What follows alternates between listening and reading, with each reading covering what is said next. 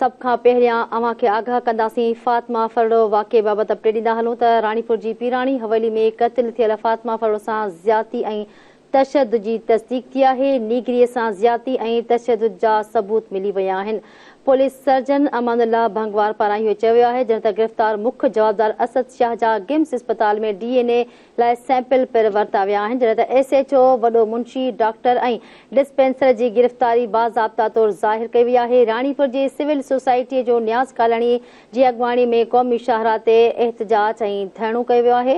अव्हां खे आगाह कयूं पिया नाज़रीन, हिन वाक़े बाबति अपडेट ॾियूं पिया त राणीपुर जी पीराणी हवेली में क़त्ल थियल फातिमा फरड़ो सां ज़्यादती ऐं तशद्दुद जी तस्दीक थी आहे। इन ई हवाले सां असां लाइन ते वठंदासीं, कोशिशि कंदासीं अची इलाइक़ो खां पूरा मजमूई सूरत हाल बाबति अपडेट वठूं। गुलहसन चांडियो राणीपुर खां असां सां जॉइन कंदो। नाज़रीन अव्हां खे आगाह कयूं पिया त खान वाहण मां रिपोर्टर अलाह बख़्श नाज़रीन असांखे अपडेट ॾींदो, जॾहिं त असां कोशिशि कंदासीं त कंहिं समाजी अॻुवाणी या कंहिं सीनियर सहाफ़ी सां राब्तो करे हिन मामले बाबति बि अपडेट वठूं ऐं अव्हां खे हिन वाक़े बाबति नाज़रीन मुसलसल असां तव्हांखे अपडेट ॾेई रहिया आहियूं।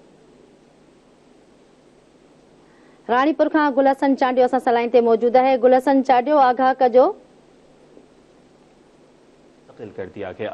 डिग्राम 5 ॾींहं अॻु पीराणी हवेली में वाक़ियो पेश आयो आहे। इन में मुख्य जवाबदार पीर असद शाह पहिरें ॾींहं खां वठी गिरफ़्तार थियो आहे। उनजे मथां FR बि दाख़िल थी वई आहे ऐं गॾोगॾु जेका उनजी घरवारी हिनाशा आहे, उन जेको केस में नामज़द नालो कयो वियो आहे, उनजी जेको आहे सो 7 ॾींहंनि जी उबरी ज़मानत हाईकोर्ट मां दाख़िल कई वई आहे। पीर सैयद असद शाह जेको आहे सो उहो गुज़िरियल राति जेको आहे सो सख़्तु पुलिस पर हेठि गिम्स अस्पताल आंदो वियो, जिते हुनजी DNA टेस्ट लाइ सैंपल वठी लेबोरेटरी मोकिलिया विया आहिनि। मां तव्हांखे ॿुधाईंदो हलां त असद शाह 4 ॾींहंनि जे जिस्मानी रिमांड ते पुलिस हवाले आहे। वाक़े में गफ़लत करण ते SHO अमीर चांग, वॾो मुंशी मोहम्मद खान शेख, डॉक्टर फताह मेमून ऐं हवेली जे अंदरि जेको आहे सो इलाज कंदड़ डिस्पेंसर इम्तियाज़ मीरासी पुलिस जी तवील में आहे। इन ई वाक़े हवाले सां पूरी सिंध में जेको आहे सो एहतिजाजी मुज़ाहिरा आहिनि। उन्हनि अॻुवाणनि जो इहो ई चवणु आहे त जेके हिन में मुलविस किरदार आहिनि, मुलविस माण्हू आहिनि, जिन न्याणी ते तशद्दुद कयो आहे, जेके हिन में सहूलियतकार आहिनि, पुलिस एहलकार हुजनि, चाहे उनजा घर जा भाती हुजनि, चाहे उनजा जेके नौकर चाकर आहिनि, उहे हिन केस में आंदा वञनि। जीअं ॿियूं जेके फातिमा आहिनि, के सिंध जूं अहिड़ियूं न्याणियूं केतिरियूं फातिमाऊं अहिड़ी वहशी दुरंदनि जे हवाले क़ैद आहिनि, उहे हिन वहशी दुरंदनि खां बची सघनि। जी ठीक है गुलहसन चांडियो, वॾी महिरबानी, अवां लाइन ते रहिजो। नाज़रीन अवां खे आगाह कयूं पिया हिन समीर सूरत हाल बाबति। राणीपुर जी पीराणी हवेली में क़त्ल थियल मासूम फातिमा फरड़ो सां ज़्यादती जी तस्दीक थी आहे, जॾहिं त नीगरी सां ज़्यादती ऐं तशद्दुद जा सबूत मिली विया आहिनि। अवां खे आगाह कयूं पिया, गिरफ़्तार मुख्य जवाबदार असद शाह जा गिम्स अस्पताल में DNA लाइ सैंपल वरिता विया आहिनि। SHO वॾो मुंशी डॉक्टर ऐं डिस्पेंसर जी गिरफ़्तारी बि बाज़ाब्ता तौर ते ज़ाहिर कई वई आहे। राणीपुर जे सिविल सोसाइटी ऐं न्याज़ कॉलोनी जी अॻुवाणी में क़ौमी शाहरा ते रैली कढी एहतजाजी मुज़ाहिरो कयो आहे, जॾहिं त क़ौमी शाहरा ते धरणो पिणहायो वियो आहे।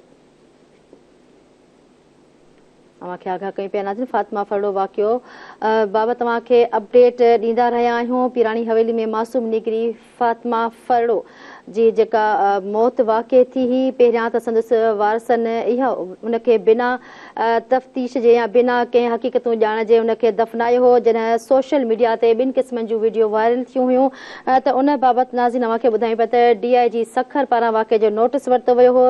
SSP ख़ैरपुर ऐं ASP नौमान सिद्दीकी गंबट खां नाज़रीन हिन समूरे मामले जी कार्रवाई जी नाज़रीन उनखे हिदायत कई वई हुई। हीउ वाक़ियो नाज़रीन इंतिहाई अफ़सोसनाक आहे। पहिरियों वाक़ियो आहे जंहिंमें पीराणी हवेली में पीरनि ख़िलाफ़ नाज़रीन रैलियूं कढियूं पयूं वञनि। राणीपुर जी पीराणी हवेली में क़त्ल थियल फातिमा फरड़ो सां ज़्यादती ऐं तशद्दुद जी तस्दीक बि थी आहे। ख़बर अव्हां खे ॾियूं पिया, नीगरीअ सां ज़्यादती ऐं तशद्दुद जा सबूत मिली विया आहिनि। पुलिस सर्जन अमानुल्लाह भंगवार पारां इहो चयो वियो आहे, जॾहिं त गिरफ़्तार मुख्य जवाबदार असद शाह जा गिम्स अस्पताल में DNA लाइ सैंपल वरिता विया आहिनि।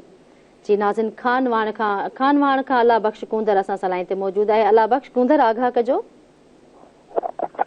जी बिल्कुलु, इहे 6 ॾींहं पहिरियों जेको फातिमा फरड़ो जो मामलो आहे,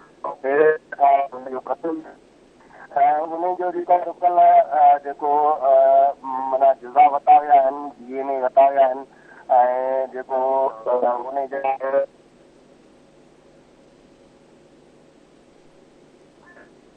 जी नाज़रीन, अल्लाह बशकूंदर सां असांजो राब्तो फ़िलहाल कटिजी वियो आहे। ॿीहर राब्तो बहाल करे अपडेट वठण जी कोशिशि कंदासीं। हिन वाक़े बाबति तव्हांखे आगाह कयूं पिया। राणीपुर जी पीराणी हवेली में क़त्ल थियल फातिमा फड़ो सां ज़्यादती ऐं तशद्दुद जी तस्दीक़ थी। नीगरीअ सां ज़्यादती ऐं तशद्दुद जा सबूत मिली विया आहिनि। पुलिस सर्जन अमानुल्लाह भंगवार पारां नाज़रीन चयो वियो आहे त गिरफ़्तार मुख्य जवाबदार असद शाह जा गिम्स अस्पताल में DNA लाइ सैंपल पिणु वरिता विया आहिनि। SHO वॾो मुंशी डॉक्टर ऐं डिस्पेंसर जी गिरफ़्तारी बाज़ाब्ता तौर ते ज़ाहिर कई वई आहे, जॾहिं त राणीपुर जे सिविल सोसाइटी पारां पिणु न्याज़ कालाणी जी अॻुवाणी में क़ौमी शाहराह ते धरणो हयो वियो आहे। मासूम फातिमा फड़ो खे इंसाफ़ जी घुर कई वई आहे। अव्हांखे आगाह कयूं पिया राणीपुर वाक़े बाबति। नाज़रीन, असां अव्हांखे अपडेट ॾेई रहिया आहियूं। जीअं जीअं असांखे अपडेट मिलंदा आहिनि अव्हां ताईं पहुचायूं पिया। राणीपुर जी पीराणी हवेली में क़त्ल थियल फातिमा फड़ो सां ज़्यादती ऐं तशद्दुद जी तस्दीक़ थी आहे। नीगरीअ सां ज़्यादती ऐं तशद्दुद जा सबूत पिणु मिली विया आहिनि।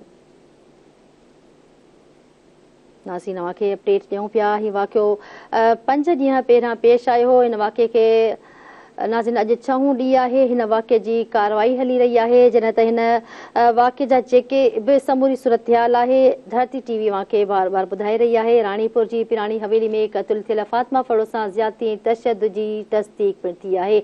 नीगरीअ सां ज़्यादती तशद्दुद जा सबूत मिली विया आहिनि। गंबट खां इन जी मजमूई सूरत हाल असां मालूम कंदासीं। अजीब लाखो असां सां लाइन ते मौजूदु आहे। अजीब लाखो, पूरी जेका मजमूई सूरत हाल आहे उन बाबति अपडेट कजो।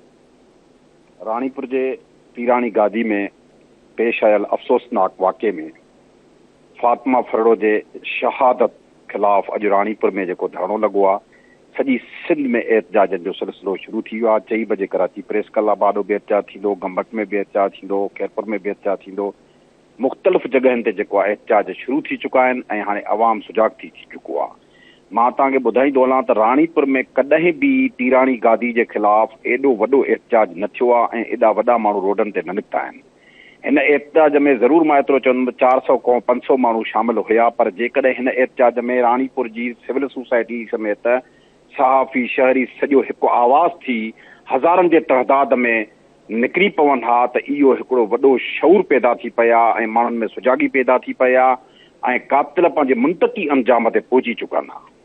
कुझु ज़राए खां इहो मालूम थियो आहे त असद शाह खे बचाइण लाइ हिकु पीर जेको मदीने में वेठो आहे उहो फुल कोशिशूं करे रहियो आहे त उनखे बचायो वञे, पर उन्हनि लाइ PPMNA सैयद फज़ल अली शाह, प्यार अली शाह, वफ़ाक़ी वज़ीर लैंड एंड यूटिलाइज़ेशन सैयद जुगनू शाह लाइ बहितर इहो आहे त हिन केस में जेकी जवाबदार रहनि था या जेकी सहूलियतकारी जो किरदारु कयो आहे उन्हनि खे सुठे अंदाज़ सां पुलिस जे हवाले करे सघिजे त जीअं न्याणीअ जे खून सां इंसाफ़ थी सघे। पर मेडिकल रिपोर्ट में जेको डॉक्टर अमानुल्लाह भंगवार समेत सभिनी जेको माना राय ॾिनी आहे पंहिंजी, उन में तस्दीक अचण खां पोइ ज़्यादतीअ वारे वाक़े जी, उन खां पोइ केस हाणे बिल्कुलु मज़बूत थी चुको आहे। सभिनी पहलुनि खां केस मज़बूत थी चुको आहे। जॾहिं त अॻु में इहे अफ़वाह हुया त ज़्यादती न आहे थियल, तशद्दुद थियल आहे ऐं फातिमा तशद्दुद वॻे पोइ थियल आहे, पर जेकी डॉक्टरनि जा राय आहिनि त उहो इहे ई आहिनि त तशद्दुद बि थियल आहे ऐं ज़ना जी तस्दीक बि थियल आहे, ज़्यादतीअ जो निशानो बि बणियल आहे। उहे सभु फातिमा जा जेका जुज़ा आहिनि ऐं मुख़्तलिफ़ उज़वनि जा जेका जनरल पोस्टमार्टम, हिकिड़ो थींदो आहे आम पोस्टमार्टम, ॿियो थींदो आहे जनरल पोस्टमार्टम। जनरल पोस्टमार्टम जो इहो मक़सदु हूंदो आहे त सिर खां वठी नहनि पेरनि जनि ताईं उनजे मेडिकल कयो वेंदो आहे। जेको उनजो जनरल पोस्टमार्टम कयो वियो उन में DIG सखर जावेद सुवारो जिस्काणी जे रिक्वेस्ट ते डाउ मेडिकल जो डॉक्टर ऐं ॿियो जेको आहे कराची जी वॾी अस्पताल जो बि हिकिड़ो डॉक्टर ऐं मेडिकल ऑफिसर यानी माना डॉक्टरियाणी बि हुन में शामिल कई वई। जनरल पोस्टमार्टम में किरदारु अदा करे एक्सरे सभु टेस्टियूं उहे जेका हिन जो हासिल करे वरितियूं आहिनि, जंहिंखां पोइ राति देरि सां ऊंदाईअ में गिम्स अस्पताल में जेको आहे पीर असद शाह खे आणे ऐं उन जा जुज़ा वरिता विया आहिनि। उनखे जेको आहे मेडिकल व्यू खां पोइते रखियो वियो आहे। ॿियो असांखे इहो मालूम थियो आहे त जेका DVD हथु आई आहे असद शाह जी, उन जी जांच वधाई वञे त किथे ईअं त न आहे त ही मासूम नीगरिन जूं वीडियोज़ ठाहे ऐं ॿाहिरियनि मुल्कनि में किथे विकिरो कंदा आहिनि या किथे खपाईंदा आहिनि, छो त हिन वटां DVD जो हथु आई आहे। आख़िर हिन जे सॼे रूम में CCTV लॻल DVDयूं, इहो छो, इहो कहिड़ो कारण हो, इन जे पहलुनि खां जांच कई वञे ऐं DIG सखर जावेद सुवार जिस्काणी जेको बहितरीनु किरदारु अदा कयो आहे हिन में जांच में फातिमा वारे में उन ते इहो फर्ज़ लागू थो थिए त हू पंहिंजे सरबराहीअ में हिकिड़ी कमेटी जोड़े जंहिंमें मुख़्तलिफ़ police officer, agency, CTD, special branch उन्हनि जा सभु पुलिस ऑफिसर शामिल करे उन जे तहत ई वञनि त आख़िर इहा कहिड़ी साज़िश हुई जो 5000 जेकी हिन वटि DVD थी आहे उन में 5000 जे लॻभॻि DVD ॿुधूं था त उन में जेको आहे सो मूवीज़ वग़ैरह आहिनि जंहिंखे लाहौर जेको आहे सो मोकिलियो वियो आहे चेकिंग लाइ त उनखे 5 सालनि जो रिकॉर्ड जेको आहे सो रिकवर कयो वञे, पोइ हिते जेको बैकअप आहे उनजो 5 सालनि वारो बैकअप हासिल कयो वञे। त उन सिलसिले में हाणे शऊर जागी चुको आहे आवाम में ऐं जेको आहे सो धरना बि लॻनि पिया, पर असीं वज़ीर आला सिंध जेको आहे मक़बूल बाकर उन खां बि जेको आहे आवाम मुतालबो थो करे त तव्हां फातिमा फरड़ो जे ॻोठ पहुचो ऐं बिलावल भुट्टे ज़रदारी खां बि आवाम मुतालबो थो करे तव्हां बि फातिमा फरड़ो जे ॻोठ पहुचो, आसफा भुट्टो बि उते पहुचे, छो त हीअ हिकिड़ी इंसानी हक़नि जी वॾी लताड़ आहे। हीअ हिकु पीराणी गादीअ में वॾो सान्यो पेश आयो आहे जंहिंसां सॼी पीराणी गादी खे जेको आहे सो हीअ हिकिड़ो दाग लॻी वियो आहे। उहो दाग धोइण लाइ उतां जे पीर साहिबान खे घुरिजे त हिन केस में जेकी मुलविस सभु जा सभु जवाबदार आहिनि उन्हनि खे कानून जे हवाले कनि त जीअं जवाबदार कानूनी कार्रवाई खां बची न सघनि। जी ठीक है। अजीब लाखो वॾी महिरबानी, अवां लाइन ते रहिजो। नासिन अवां खे आगाह कयूं पिया। अजीब लाखो गंबट खां असांखे अपडेट ॾेई रहियो हो।